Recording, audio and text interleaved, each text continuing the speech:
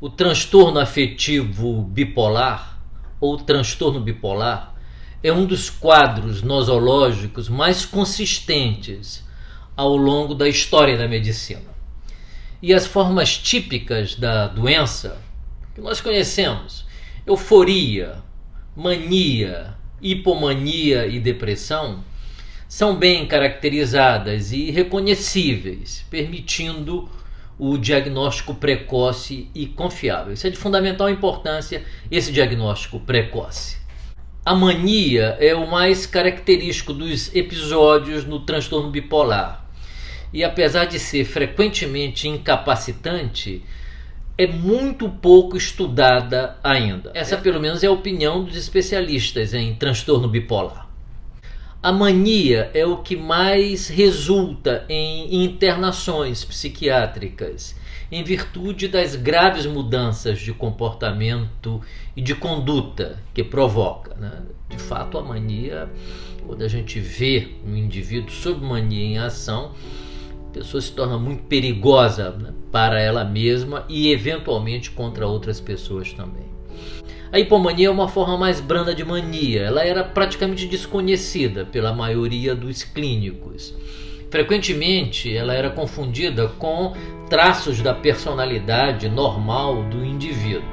Outras vezes, era confundida com outros transtornos psiquiátricos, como, por exemplo, o transtorno da personalidade borderline, histriônico, narcisista e até mesmo o transtorno da personalidade antissocial. Um transtorno grave, inclusive, muito grave.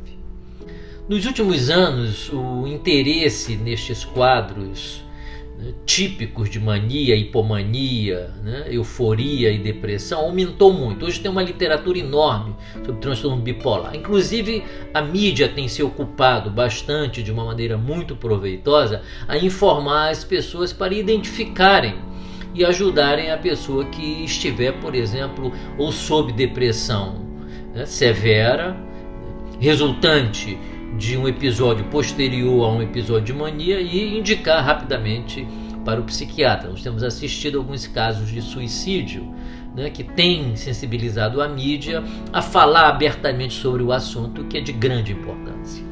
Então, como eu estava dizendo, nos últimos anos o interesse nestes quadros aumentou, com maiores pesquisas em diagnóstico, neurobiologia, epidemiologia e o tratamento adequado. Apesar deste interesse maior, a identificação de pacientes pertencentes ao amplo grupo de bipolares, embora de suma importância clínica, social e econômica, e apesar ainda da terapêutica disponível, pode ser tratado, continua sendo pouco ou tardiamente diagnosticado e inadequadamente tratado. Inadequadamente tratado, tardiamente diagnosticado, torna a vida da pessoa que padece de transtorno bipolar um verdadeiro sofrimento, e das pessoas também que estão em torno da pessoa que sofre de transtorno bipolar. Há um ditado que diz que quando o indivíduo está em mania, aqueles que estão em torno sofrem, e quando ele está em depressão é ele que sofre. Dados recentes do SUS de São Paulo refletem diretamente esse problema que a gente está comentando aqui. Mais de 10 mil autorizações de internação hospitalar por ano são devidas ao transtorno bipolar. Então não é pouca gente, né? E essas são aquelas que são identificadas, né?